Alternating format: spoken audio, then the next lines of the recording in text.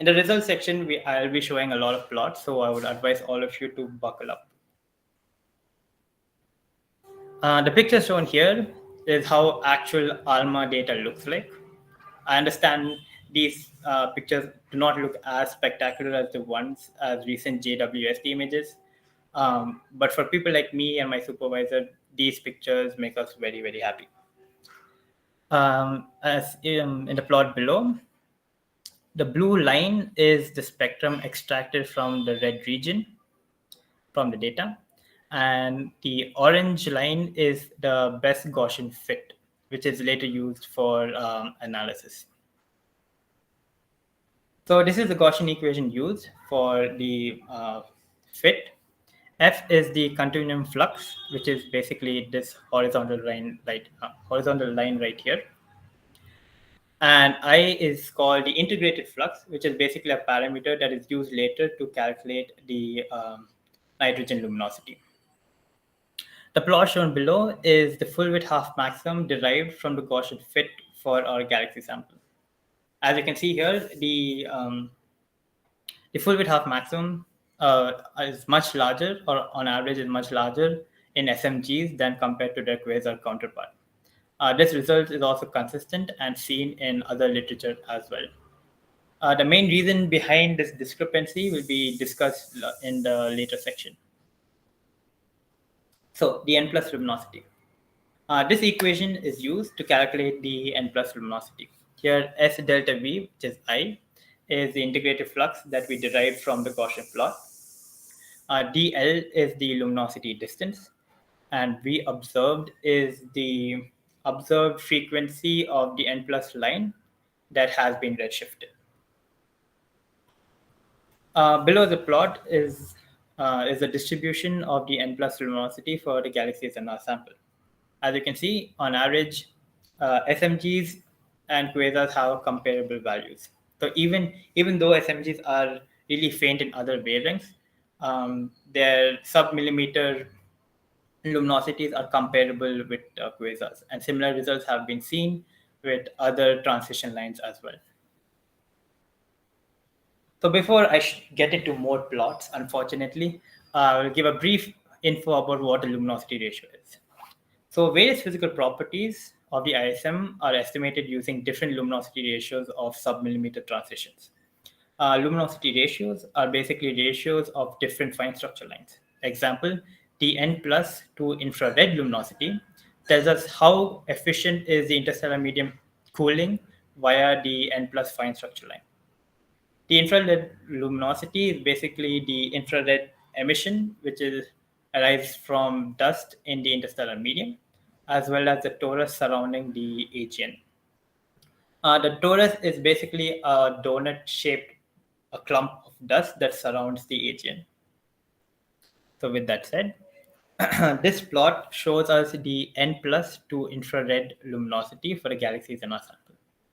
I understand this plot is a little bit confusing, but I would like you to take two things from this plot. One thing, the two plots are the same. That is, they are the same n plus 2 infrared ratio plot. But the difference is that in the right plot, I have subtracted the contribution of the AGN to the infrared, such that the infrared only arises from the interstellar medium. And secondly, is that as you can see pretty well in this plot, that as we move to higher infrared luminosities, there is a significant drop in the n plus 2 infrared ratio. This is known as the n plus fine structure line deficit. The physical mechanisms responsible for this deficit will again be discussed in the later sections. This plot here is the same plot as shown before, but in the previous slide, but with values from the local galaxies as well that are shown in green here.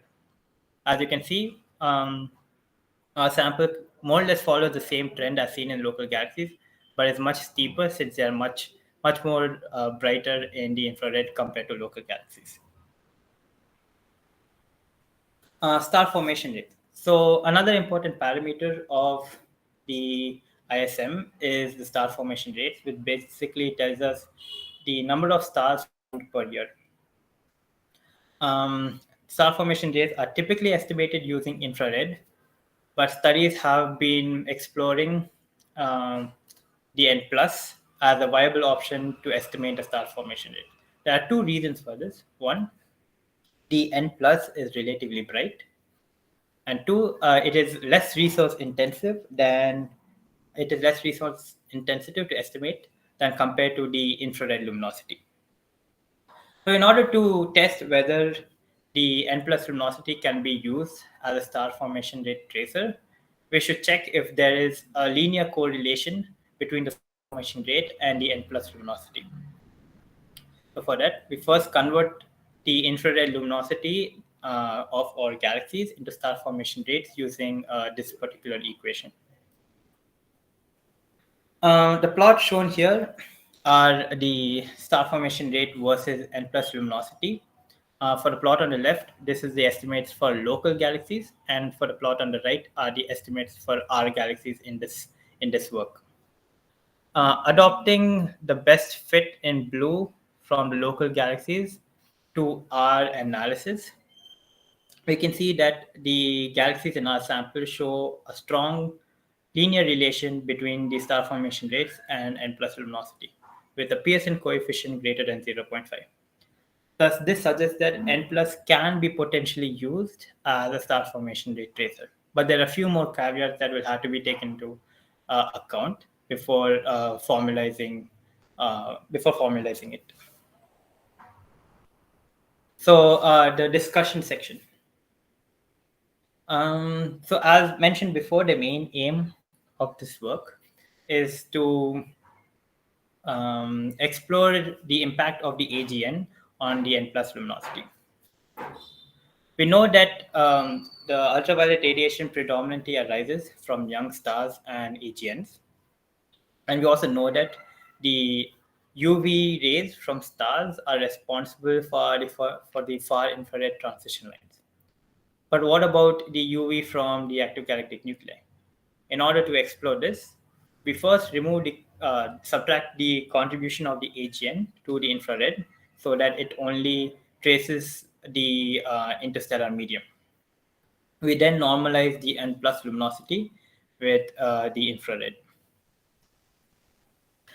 If there is any connection or if there's any contribution from the AGN to the N plus luminosity, we would expect the values of the quasars to lie in a higher plane than compared to the SMG estimates. However, from this plot, we can see that the quasars and sublimited galaxy estimates do not show any significant difference.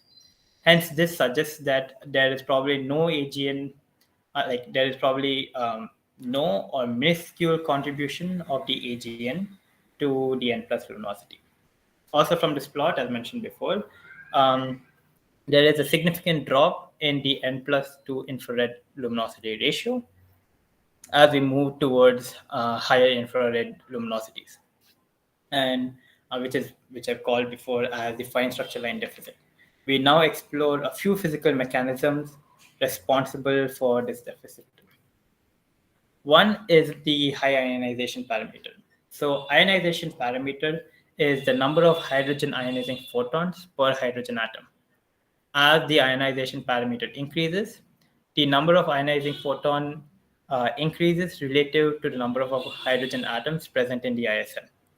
Thus, more of these ionizing photons are absorbed by the dust and not by the gas particles. So the net effect is that there is a decrease in the relative intensity in the fine structure lines to infrared ratios. Simulations using cloudy modeling show that the ionization parameter increases by an order of magnitude, as you can see here in the black arrow, as it jumps from this grayish region to the more reddish region, which depicts a higher ionization parameter. For those galaxies whose far infrared to hydrogen mass ratio is greater than 80. Um, the galaxies in our sample, most of the galaxies in our sample have this ratio value greater than 80.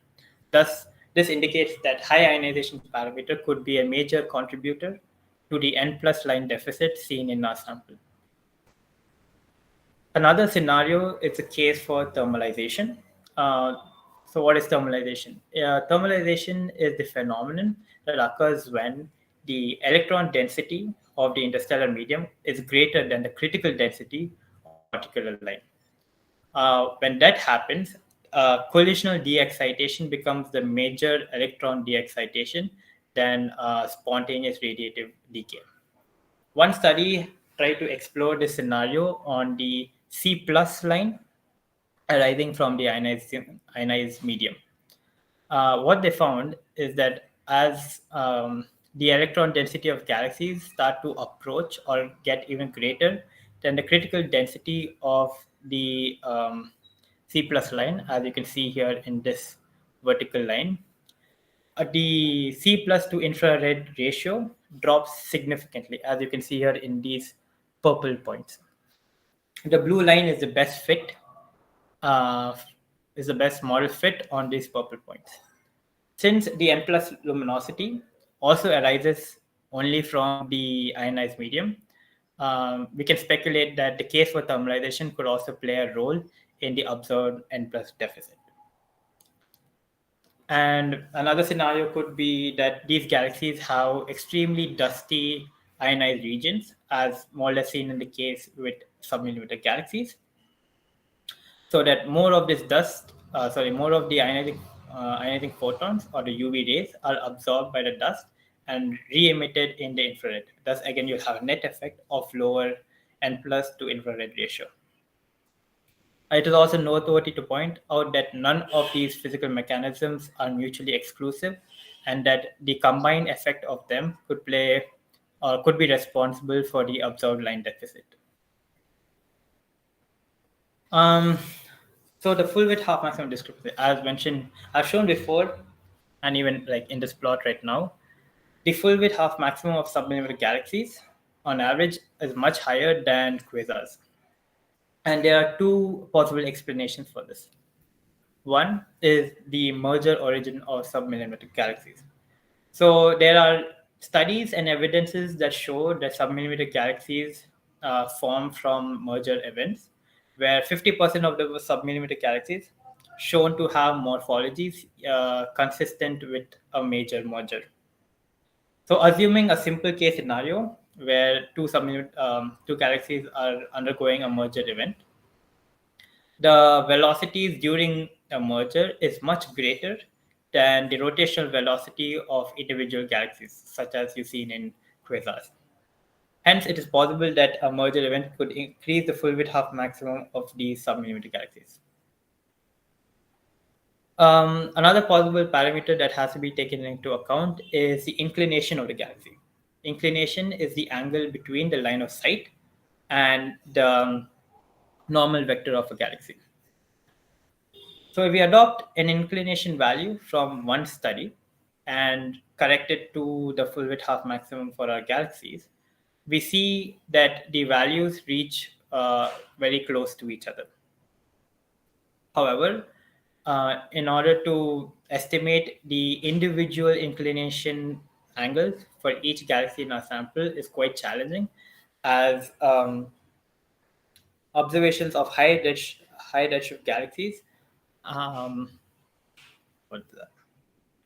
So, so the problem is that there's limitations on the spatial resolution of telescopes when we look at high redshift galaxies. Hence, we cannot, get proper estimates on the inclination angles.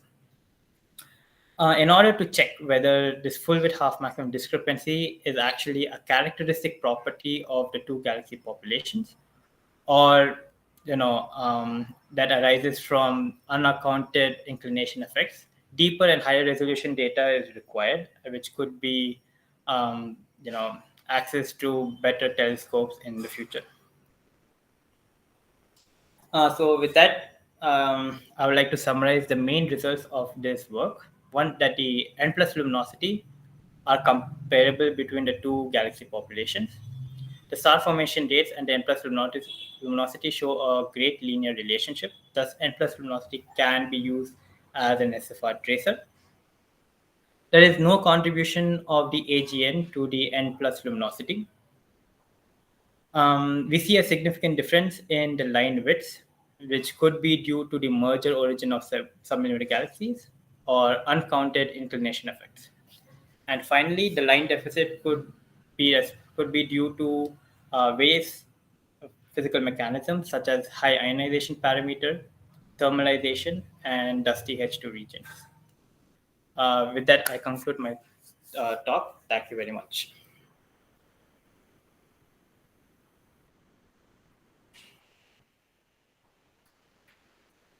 Thank you.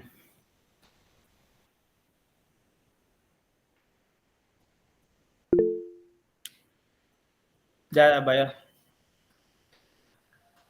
There are two questions. Yeah. One is you showed an image uh, with a central bright object. Shall I? I'll just print it again so Yeah, it'll yeah, be easier. yeah. Can you see my screen? Yes. So the image which makes no sense to other people but you and people like you and Yeah, which is this. yeah, yes. Yeah. So the above two plots are in a single frequency or they are total Yes. powers? No, no, it's a single frequency. So for this plot, like for this image at least, I took the slice from the greatest flux, the wavelength which has the greatest flux. Okay, so the method is you observe it in different frequencies and you take the greatest, like frequency with greatest value, right? Yeah, basically, yeah. That's it. So if we move to other frequencies, it would become hazier. It will Uh, become hazier, and the thing is that my data for these galaxies are actually pretty good data. Like we've seen it in a very good observing conditions. So like even if we go with other wavelengths which are not the like highest flux, we will be able to see some continuum from the galaxy. However, not all data can have such high resolution, so they kind of like fade away, and you won't be able to see the galaxy anymore. But at least for my work, we'll be able to see the galaxies in even in different wavelengths because of their very good seeing. okay, and okay, the second one is contribution to from AGNs. Yeah. You had another plot for that. Uh, Okay, wait. Let me see. Okay. Yeah. yes, I think yeah, this one. How do you know if there is a contribution, or how do you subtract? Uh, it Okay. should be a foreground modeled thing or something. Yeah, so first we know that there's an agent contribution because according to the universal model of active galactic nuclei, there is a donut, a shaped torus that surrounds the agent, which is basically a lot of dust. So this dust will absorb the UV and emit in the infrared. So how do we calculate the agent contribution? At least for my study, um, there is one paper that have already mentioned the fraction of the agent contribution. So I've just used those values. But how do we calculate it? So there's actually one software. I don't remember the software name because I haven't really used it. But there's one software that takes in multiple models of multiple AGN models. Like it takes the interstellar models, it takes the active galactic nuclei models, and for the model here for AGN, they use the torus model. So there are other previous models which do not include the torus, but the models they use do include the torus.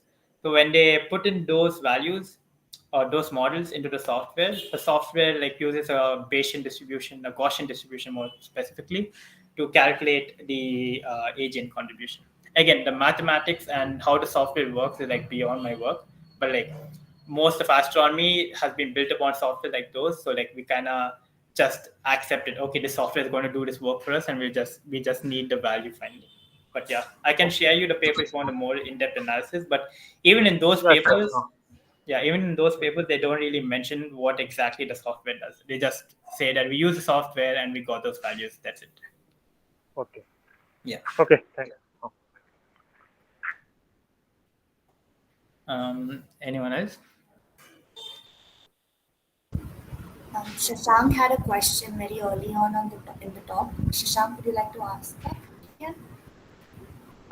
My question was basically what do you mean by the term sub millimeter galaxies? Like Yeah, what? so I think I mentioned in the early in the talk that sub-millimeter galaxies are basically galaxies that have been detected um, in a specific wavelength range. So historically, I think in the early 2000s, probably they set up this first sub-millimeter telescope, and they looked at a random patch of the sky, and they were like, okay, every galaxy that we detect greater than a signal noise ratio greater than 5, or we say as 5 sigma, we call it a sub-millimeter galaxy only because we detect this galaxy within the sub-millimeter range, and that's it. That's how they named it. um, does this answer your question?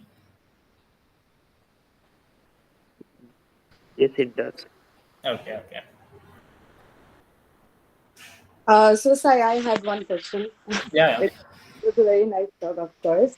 And Thank you. I might have missed it. So how did you actually select your sources? So what were the criteria? So first of all, the main criteria is that we have to select sources between the redshift range 3 and 6. Okay. And when I was doing my thesis work, that time ALMA was first looking at galaxies greater than 3. All right, I see. Okay, and PDBI also was like just starting to look galaxies greater than 3. So there was not too many galaxies that have been detected using this fine structure line, which is the N plus fine structure line. Like we have a list of galaxies that have been detected in the C plus, the carbon plus fine structure line, because it is 10 times more luminous than the N plus. Whereas N plus is like more luminous compared to some of the fainter fine structure lines, but it's not very luminous compared to C plus. So it's like somewhere in the middle. But it's also like important because C plus arises from the gas clouds, whereas N plus only arises from the ionized medium. So we also want to study that phase of the ISM. So that's why we chose this N plus line. Okay, great. So yeah. So like again, for the sample, which is very small, there's not much galaxies that have been detected in this particular line. So we just took whatever galaxies we were able to find, we just took them as a sample. Yeah. Okay. Yeah. Of course. That's great. Thanks. Yeah, sure. Anyone else?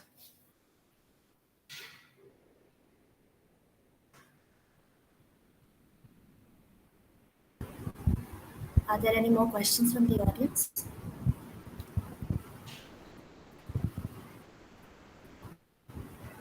All right, I think that's about it.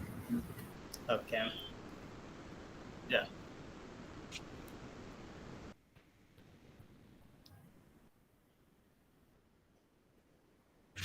Yeah, no problem. I have to thank you guys for giving me this opportunity actually. But again, yeah, thanks again. Okay, then stop. Okay. Again, thank you. Bye bye.